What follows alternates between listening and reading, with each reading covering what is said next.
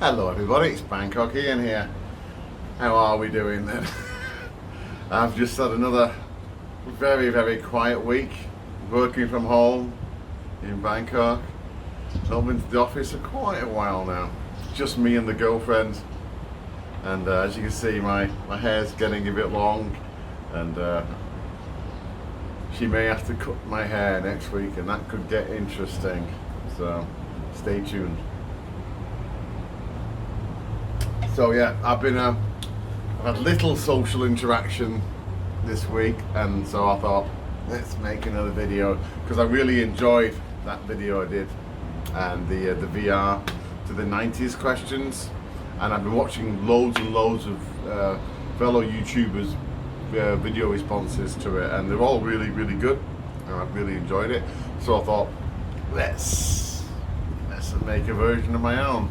This is all about 80s hidden gems, because yeah, I love video responses, but often you get the same answers, just the biggest hits, you know, Back to the Futures, the Star Wars, all that stuff. But what this is all about are the really excellent entertainment media, be it films, books, music, TV, the really good stuff that wasn't a bigger hit as it should have been. The archetypal hidden gem, diamond in the rough, as it were. So here we go. I've got them written down here, one of each sort. So let's get going. Hidden gem movie. I'm gonna go for Year of the Dragon. Now, if you haven't seen Year of the Dragon, again, like everything on this list, highly recommended. Made by Michael Cimino. He did the Heaven's Gate, which I actually liked, and of course The Deer Hunter. And this movie, Year of the Dragon, stars Mickey Rourke, and there's no way in hell it could ever get made today. They'd accuse it of being, you know, ultra racist towards Chinese people, because it's all about the drugs trade set in New York during the 80s, and how the heroin trade was just came over, took over the Russian mob and the Italian mob, and how the Chinese took it all over. It's set in New York, but it's also set in China or Vietnam in some parts of it. And the action scenes in this film, so bloody raw. Absolutely fantastic film. Year of the Dragon. Track it down. I think it's on Blu-ray. Highly recommended. Okay then, getting on to comedy movie. For this one, I'm going to go for Top Secret. Hopefully a few of you have heard of this movie. It's the lesser known movie from the people who did the classic Airplane series. They just redefined comedy in the 80s with their multiple jokes every minute, really excellent one-liners, visual gags. This is a spoof of all the World War II spy films of the 40s, 50s and 60s. Stars Val Kilmer and a host of other stars. Some of the visual gags in this film are absolutely brilliant. I say it's better than Airplane. It's certainly cleverer. That bit where they film it backwards with Peter Cushing, absolute comedy genius. So, Top Secret. If you haven't seen it, definitely watch it. Okay, band, I'm going to go for Fine Young Cannibals. Absolutely love this band in the 80s. From Johnny and She Drives Me Crazy, all those brilliant, not excellent singles, but the albums were also really good. And I think they only did 2 albums, but they were absolutely amazing, and they should have been far bigger than they were. So Fine Young Cannibals for the band. Game, I'm going to go for Carrier Command. This was probably the first 3D open world action strategy game that I ever played. You're in control of this giant airship, this futuristic aircraft carrier, and you have all these atolls that you have to take over from the bad guy, and you have to take them all over one by one, and you have to gather resources, and you have to manage your resources, and then you make planes, tanks and boats, and you use those. You can use AI to like remote control them to attack, or you can just go jump in anything that you create and take it over, and it's absolutely amazing. I would say it's decades ahead of its time. There was a PC remake that came out around 10 years ago, but less said about that the better. It wasn't exactly, no, it was not a patch on the original. It came out Amiga, 16-bit, Amiga ST, and there was a PC version. One of my all-time favorite games. I spent hours and hours into it. It was an absolute classic. Paved the way for Midwinter and countless other real-time open world games.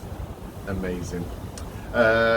Comic book now. I know not many people who are watching this collect comic books, but in the 80s I was a massive comic book collector. This was the decade of the Alan Moore Swamp Thing, and classic Frank Miller's Daredevil. I think Neil Gaiman started his Sandman series in the 1980s. But what I'm going to go for, again, it's hidden gems. I suppose I could go for Frank Miller's Daredevil, because that wasn't as big a hit and it should have been, but I'm going to go for The Shadow. It was rebooted in the late 80s by Andy Helfer and one of my favourite comic book artists of all time, Bill Sienkiewicz. And I've always loved The Shadow as a comic book. I think it was one of the first superhero characters. He started in the 1930s or 1940s. Orson Welles voiced him in various radio shows, and The Shadow in 1980s by Bill Sienkiewicz and Andy Helfer. Jet black humor, really, really brilliant stories, really fantastic, absolutely brilliant series. It wasn't a big hit, and real shame, but I've always loved The Shadow ever since that day. Absolutely fantastic comic book. And after that, after Andy Helfer, Kyle Baker took over, and again he was brilliant artist. Yeah, tracked down The Shadow comics from the 80s and early 90s. Great stuff. Okay, for novel, I'm going to go for Carrion Comfort by Dan Simmons. Always been a fan of Dan Simmons. He should have been as big as Stephen King. Some of the books, he wrote horror and he wrote really great sci-fi. This is more of a horror type, and it's very Stephen King. Doctor Sleep sounds a lot like this Carrion Comfort, but it's about this secret cabal of people all over the world, and they can control people remotely from a great distance, and they can make them do whatever they want. They can make them commit murders, rob banks, anything. Starts in the 1940s in a concentration camp. There's a couple of SS people, and they have this ability, and they use all the concentration camp sufferers, victims, to like play sadistic games. And one of the survivors grows up to become a physiotherapist or something, and it's all about all these secret cabal of people and how they try and bring them to their knees and everything. Excellent story, excellent book. I wish there'd have been a TV series or a movie, because something that I've never been able to forget. It was that good. So Carrion Comfort by Dan Simmons. Excellent. Okay, TV show.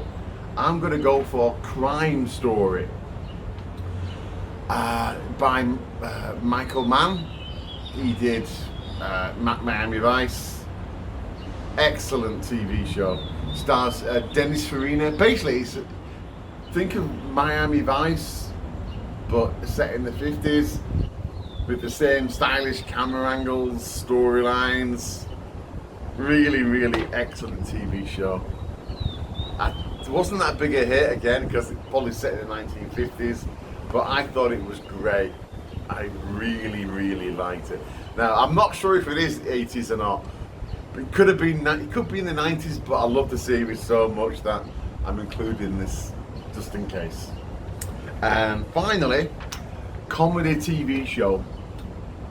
my hidden gem for this is it's Gary Shandling's show.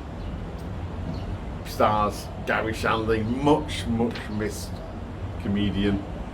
This was the first TV show that openly broke the fourth wall that I remember watching. Without this, there'd be no Larry Sanders, and it influenced everything. It influenced Seinfeld, there'd be no Curb Your Enthusiasm, and pretty much it influenced every TV comedy show that ever got released after it. It was years ahead of its time, very funny, and I loved it. Larry Sanders is one of my all-time favourite shows, and Gary Shandling started off in this show, and I absolutely loved it. So there we go. That's my 80s hidden gems. I hope you enjoyed watching it. If you want to do a video response, feel free, please do. I would enjoy watching it. Okay then, so here's to yet another week in lockdown. Yeah, oh God, so next time you see me, I may have significantly shorter hair. Okay. This is one of the last beers I've got, by the way. You can't buy any beer in Bangkok till the end of the month, so I'm savouring this beer. Okay then, that's all for me for now then. Thanks for watching. Cheers.